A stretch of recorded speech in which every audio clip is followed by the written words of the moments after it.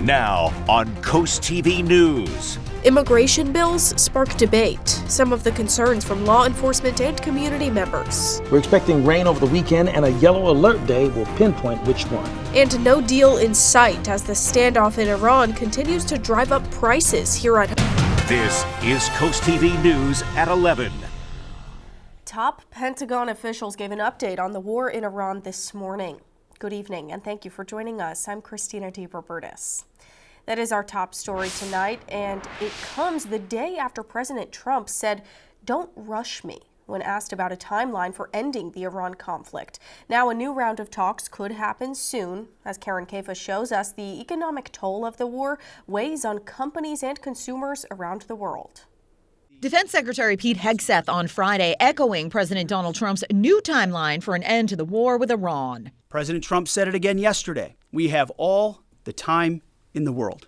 Hegseth also taking aim at European allies for not helping the U.S. effort enough. They need the Strait of Hormuz much more than we do, and might want to start doing less talking and having less fancy conferences in Europe and get in a boat. The European Union, which doesn't produce oil on the large scale of the U.S., unveiled emergency measures this week as soaring energy costs pressure the bloc's economy. And the Strait of Hormuz remains closed for shipping amid the U.S.-Iran standoff. But U.S. consumers and companies are taking a hit. Grocery prices, electricity bills, it's all being impacted by this closure of the strait. From airlines struggling with skyrocketing jet fuel costs to businesses importing goods from Asia, where factories are seeing a shortage of supplies. Meanwhile, AAA said the nationwide average for a gallon of gas ticked up to $4.06 Friday. People rely on their vehicles. They need to fill up their tanks to get back and forth from work to home. It is putting an extreme burden on the American people, and this war needs to end now. Americans feel more negative about the overall economy and their personal finances now than they did in March, according to the University of Michigan's latest consumer sentiment reading released on Friday. In Washington, I'm Karen Kaifa. Now we're going to take a live look outside into Ocean City and turn it over to our First Alert Chief Meteorologist, Paul Williams. Paul, what's the weekend looking like?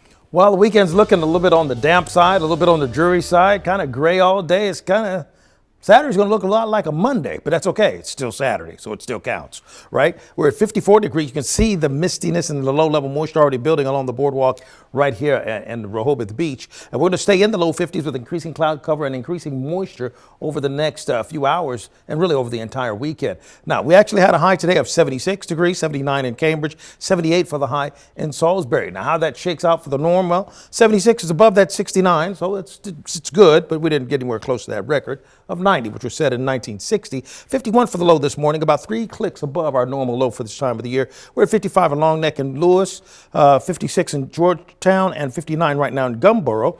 And the change in temperature, we've gone on down just slightly in Georgetown, down by 5 to 6 degrees in Easton and Cambridge. Here's the latest look at the radar. We were tracking some stronger storms earlier. They fell apart pretty quickly, as we thought they would, as they pushed across portions of Salisbury. But the only concern we have now, we have gale wind watches in effect, which really go into effect Saturday going into Sunday. So we're watching out for about 35-mile-per-hour wind gusts. So it's going to be very blustery, particularly on the Atlantic side of the Delmarva Peninsula. Being mindful of that, here's our expectation for tonight. We're going to drop back into the low 50s, 51 by 7 o'clock in the morning, just as the sun's trying to come up. But you'll hardly be able to tell because it's going to be just that cloudy. All right, thanks, Paul. Well, immigration legislation being discussed in Dover. There's 3 House bills that focus on placing new limits and transparency requirements on ICE-related enforcement and cooperation. Those bills were recently discussed in the House Judiciary Committee. But as Coast TV reporter Ana Sofia Roman shows us, there is still a lot that needs to happen before those bills become law. A packed House majority hearing room for bills regarding immigration. For Katie Castillo, daughter of immigrants, all 3 bills are equally as important. It's about transparency and accountability. I think given the political climate, it is very important for our community to feel protected. Not everyone is in favor of the bills. We urge you to vote no on HB 368. The Delaware Association of Chiefs of Police spoke against House Bill 366, which would prohibit officers from wearing masks with some exceptions, and House Bill 368 about limiting how local police can cooperate with immigration enforcement. For HB 368, the Association of Chiefs of Police raised concerns over losing funding. Helen Salita, campaign manager with the ACLU of Delaware, disagrees. This administration has shown federally, if they want to do something, they're going to do it. If they want to take the money, they're going to take the money. The other thing we know about this administration is that they are bullies at their core. And you have to be willing to stand up to a bully if you want the actions to happen. Castillo looks forward to seeing the bills advance. Like to tell my parents, that Delaware is passing laws to make them feel safe, to make them feel comfortable, going to the store, going to drop off the kids. A long legislative process before becoming law. In Dover, Ana Sofia Roman, Coast TV News. New tonight, police have identified a man who died in a fiery car crash near Georgetown. Delaware State Police say last Friday around noon, an SUV was driving southbound on DuPont Boulevard when it left the road and then crashed. Police say the SUV caught fire and the driver, who was unresponsive, was pulled from the vehicle by bystanders. The driver now being identified as 81-year-old Michael Jeffra of Georgetown. He was taken to the hospital where he later died from his injuries. A new traffic signal at Route 1 and Holland Glade Road is installed, but coverings are over the light right now. A crosswalk will also be added across Coastal Highway there, and DelDOT says the project will improve safety by allowing drivers to cross northbound lanes without making a U-turn. The upgraded intersection will include full turning lanes in all directions. Staying in Rehoboth, the underground parking garage that's part of the Rehoboth 1 Avenue Hotel was approved by the city's planning commission recently, but now developers behind that project want to add more parking spaces in the parking garage.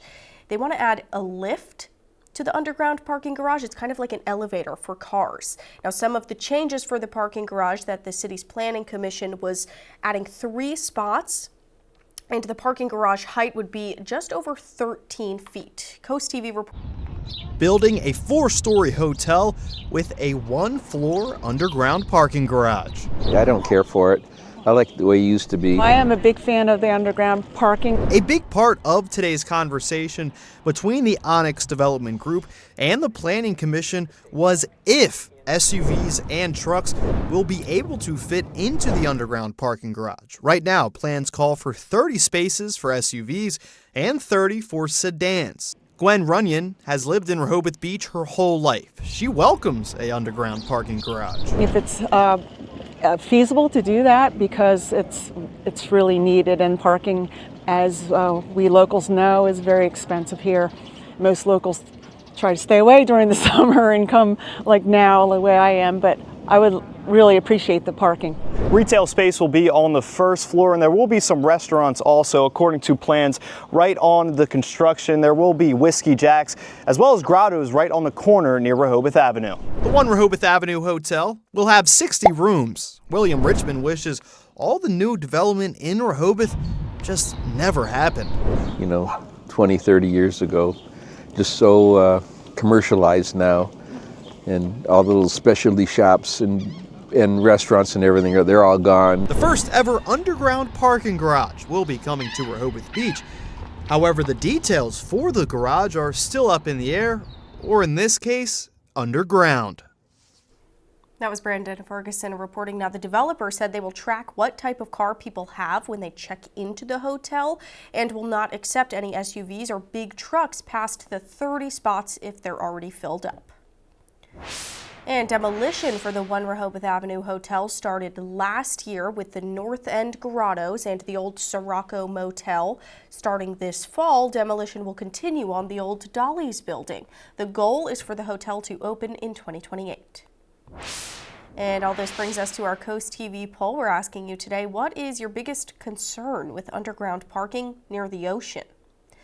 Let's take a look at the updated results here. 14% worried about flood risk. 14% also say cost issues. 22% with traffic flow, but most people worried about the structural safety. And you can still vote. It's not too late. Tell us if you have any concerns about this underground parking garage. You can use our mobile app or go to coasttv.com. Now to Dover, where city leaders are looking ahead at what's next for Silver Lake Park. The city recently launched a community survey asking people what improvements they'd like to see at the park. Many parents say the conditions could be better, especially when it comes to playground maintenance and safety. And those fishing at the park say cleanliness and water quality should be a top priority. I used to come down and fish a lot, but fishing is not nearly as productive and maybe not nearly as safe as it was before, because the water's, I think it's got a lot of contaminants in it and stuff like that. And Dover City Council plans to discuss future improvements at Monday night's council meeting. You can find a link to the survey over on CoastTV.com. Well, specialized education services are flocking to Maryland's Eastern Shore. Within the next 2 years, two separate organizations, Chimes International and the Benedictine School, will be opening facilities in Wycomico County. Benedictine's target date is September of this year, and Chimes says they're aiming to open sometime in 2027. Both facilities will help fix what experts are calling a dire need. We learned very quickly that there is a desert as far as special education schools on the Eastern Shore. Currently, for the entire shore, there is one school. And there are roughly 7,000 students with special education needs that require services on the shore. Just to be clear, these are not the only two specialized education facilities coming to Wycomico County. Worcester County Sheriff Matt Crucifulli says his office is not in a crisis, but he's warning county leaders it could become a crisis if county leaders do not act. Crucifulli says Worcester County is fighting for the same officers as surrounding agencies, and he says right now other agencies are offering much higher salaries. Now he wants a pay grade increase for sworn personnel and 5 new sworn positions in the 2027 budget. There's also the retention issue where we want to maintain a good, strong, stable organization by bringing qualified applicants in and then bring them in so that they can get that institutional knowledge. Crucifulli says commissioners are in a difficult position with the budget, but argues public safety needs to stay competitive. And this all comes after Wycomico County Sheriff's Office announced they are increasing their entry-level pay to $70,000 a year.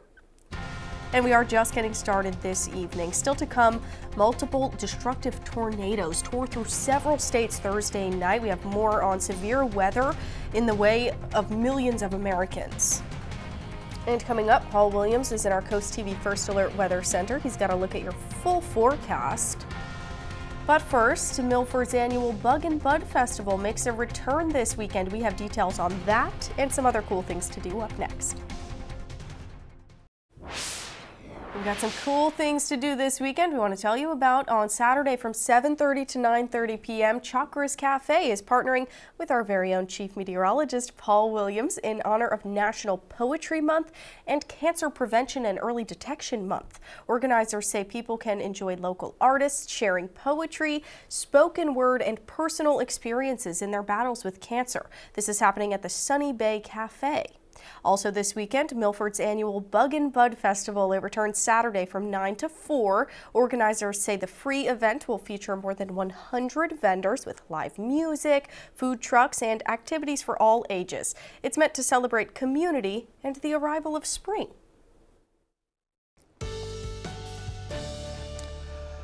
Well, we did pick up and track some showers a little bit earlier this evening. They were much ado about nothing, to be quite honest, but we are expecting to stay gray and drizzly for Saturday and, yeah, an extended stay of a few scattered showers on Sunday. But we'll get to that in just a moment in due time.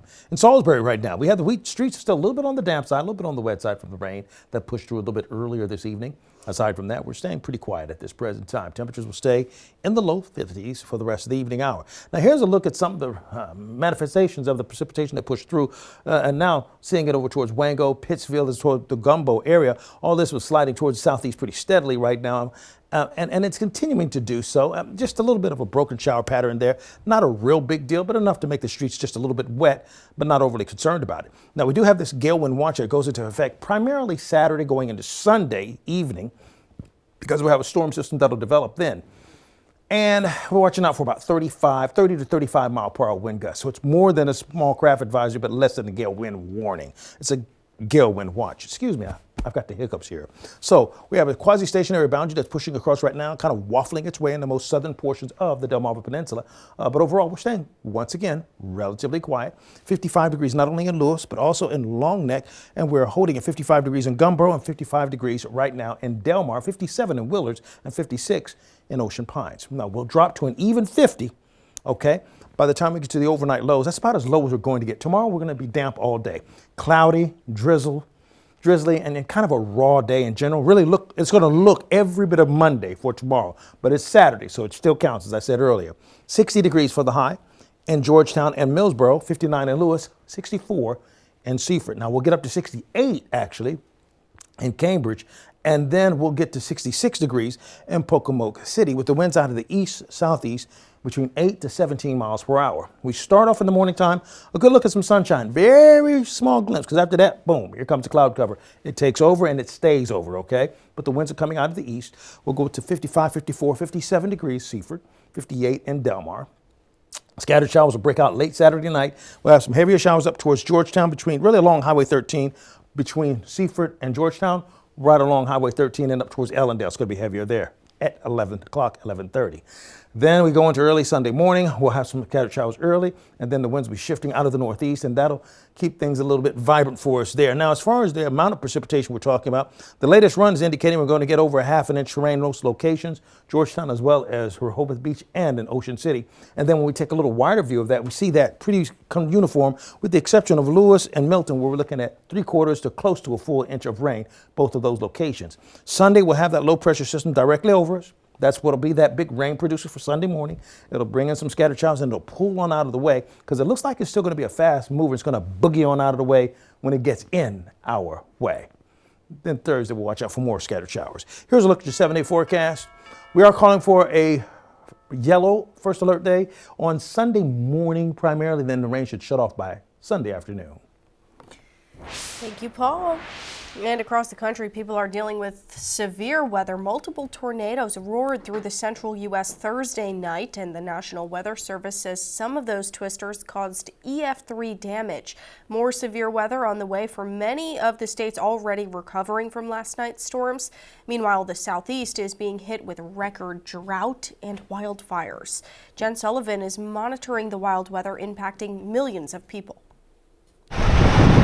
This massive tornado caught on camera by a weather chaser in Enid, Oklahoma, about 65 miles northwest of Oklahoma City. You can start feeling the ground start to move and shake, and you can hear the roar outside, and you start getting hit with debris. It's a harrowing situation. This powerful twister was on the ground for more than 30 minutes, shredding dozens of homes and tearing down trees. Multiple people were hurt. This was just one of several tornadoes reported Thursday night across several states as a band of storms stretched across the central U.S. The wind was already blasting. We really had very little warning that it was coming in that fast. Multiple homes were destroyed in this neighborhood outside of Wichita, Kansas. And more severe weather is on the way for many of the areas already recovering from Thursday's storms. Meanwhile, the Southeast is grappling with the worst spring drought on record, and it's fueling wildfires and water shortages. In Georgia, crews are battling two major fires that together have singed nearly 40,000 acres of land. We believe that these two fires have created the most lost homes ever in the history of our state. The flames torching hundreds of homes, charring businesses and cars. So many families say they have lost everything. My brain's like, oh, I want to go in the living room and get in the recliner and watch TV. Well, there's no living room. With both fires barely contained, at least 4,000 homes remain under evacuation orders. I'm Jen Sullivan reporting. Coming up in sports, our 3 local NFL teams back on the clock for day 2 of the NFL draft. DSN recaps who Baltimore, Philadelphia, and Washington picked up. This is Coast TV News at 11. Well, new testing methods suggest measles may be spreading silently across the United States. A major outbreak along the Arizona-Utah border has topped 600 cases, but researchers say the true number could be more than 6 times higher. Scientists found the virus may have been circulating for weeks or even months before the first confirmed case. Meanwhile, wastewater testing in Oregon detected measles at least 100 times, even as only a handful of cases were officially reported. Health experts warn falling vaccination rates and missed diagnoses are allowing the virus to spread undetected, potentially threatening the nation's measles elimination status. The Pan American Health Organization is expected to make that determination this fall. Also, a new study shows the HPV vaccine can prevent cancer in men. HPV, or human papillomavirus, is a very common virus that most sexually active people are exposed to at some point. It's also a major cause of cervical cancer. That's why girls are advised to get vaccinated before they become sexually active. But HPV can also cause cancers in men, including throat cancer. The study found men who were vaccinated showed a significantly lower risk of developing those cancers. The HPV vaccine is approved for people 9 to 45 years old. And it is finally Friday. If your weekend plans involve getting together with friends or family, experts say it is important to be conscious of the cocktails you consume. If you choose to drink alcohol, it's not really good for your body. It can also have a significant impact on mental health. Today's Health Minute, Mandy Gaither explains the symptoms of a common post-drinking experience called anxiety. She has tips on how to avoid it. It's no secret alcohol isn't considered good for your health, as it raises risk of heart disease, liver damage, and more. It's also the leading preventable cause of several cancers, and it can take a toll on mental health. Anxiety refers to the emotional symptoms that can come up the morning after you have some drinks. Dr. Hannah Snyder with Cleveland Clinic says that can include brain fog, anxiety, sadness, irritability, and feelings of regret, guilt, and shame. People can also experience on the physical side a racing heart, butterflies in the stomach, sweating, and fidgeting. Snyder says alcohol can also worsen mental health conditions like depression, diagnosed bipolar disorders, psychotic disorders, sleep disorders, ADHD, trauma-related disorders, and can increase risk of suicide. If you choose to drink, she says to be conscious of cocktail consumption. Some great first steps are eating a healthy meal before drinking plenty of water, spacing out drinks, and diluting drinks, even with ice. Snyder says cutting back on alcohol or cutting it out completely may be the most helpful way to avoid anxiety, but she says it all comes down to knowing your body. For some folks, having a drink or two can feel okay. For others, that won't be part of their lives. For Health Minute, I'm Mandy Gaither. The Delmarva Sports Network from the Wawa Studios. Can you believe it? Night 2 of the NFL Draft is almost over. Let's check in on our 3 local teams, the Eagles, Ravens, and Commanders, see how they've done through 3 rounds of a college draft. Out of a trio, Baltimore was on the clock first tonight, and 45th overall, they drafted edge rusher Zion Young out of Missouri. First team all-conference in the fall, NFL.com compared him to former Ravens Pro Bowler Zadarius Smith. At pick 54, the Eagles selected their second pass catcher in as many nights. It was wide receiver Mekhi Lemon on Thursday. It was tight end Eli Stowers out of Vanderbilt tonight, but John Mackey Award winner as the best tight end in all of college football. The Eagles again were on the clock with pick number 68 at the top of the 3rd round, and they went offensive line with the behemoth, 6'9", 346-pounder Markel Bell out of Miami. 3rd team All-ACC for the Hurricanes, ran a 5.36 40-yard dash at that size. That's crazy.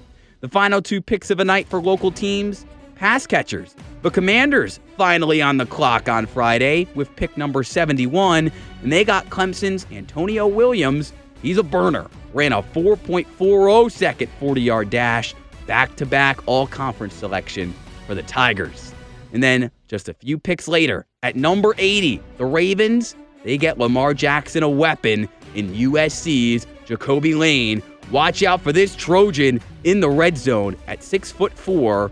He is going to be a 50-50 threat for those undersized corners. Rounds 4 through 7 of the NFL Draft resume tomorrow. For continued coverage, follow at Delmarva Sports on socials for all your updates regarding the Eagles, Ravens, and Commanders. That'll do it for sports.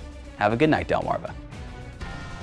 Here's another live look outside into Salisbury now. We have one more check on your forecast right after this. Right now we're at 54 degrees in Milford, and we're going to stay in the low 50s, but a few sprinkles around which should come to a quick end in the next hour. We have a gale wind watch, watching out for 35-mile-per-hour wind gusts. That's along the entire Atlantic side of things. That kicked in really on Saturday going into Sunday. And then what few remnants of the light scattered showers we have, they're falling apart and falling towards the southeast. Maybe just a little smattering on the windshield. That's about it for right now. Shelley Smith of Ellendale, you're our umbrella giveaway winner, courtesy of Paul Davis, property restoration experts. Keep up with your forecast by calling our weather line, 443-880-9100. Your forecast is just a call away, sponsored by the law offices of Brockstead, Mandelis, and Federico. And here's a look at your exclusive 10-day forecast. Alrighty, thank you so much, Paul. And before we go tonight, I want to let everyone watching know that today was my last day here at Coast TV News and my last time anchoring the 11 p.m. broadcast. So I just want to say thank you for letting me into your homes, and thank you for trusting me with your stories. I've been with the company for almost 4 years, if you don't know, and it has been my absolute pleasure ending every day with you. I'm heading back home to my home state of New Jersey, but of course Delmarva will always hold a special place in my heart. So with that, I say for the very last time, thank you for joining us here for Coast TV News at 11. The Tonight Show is next. Have a great night.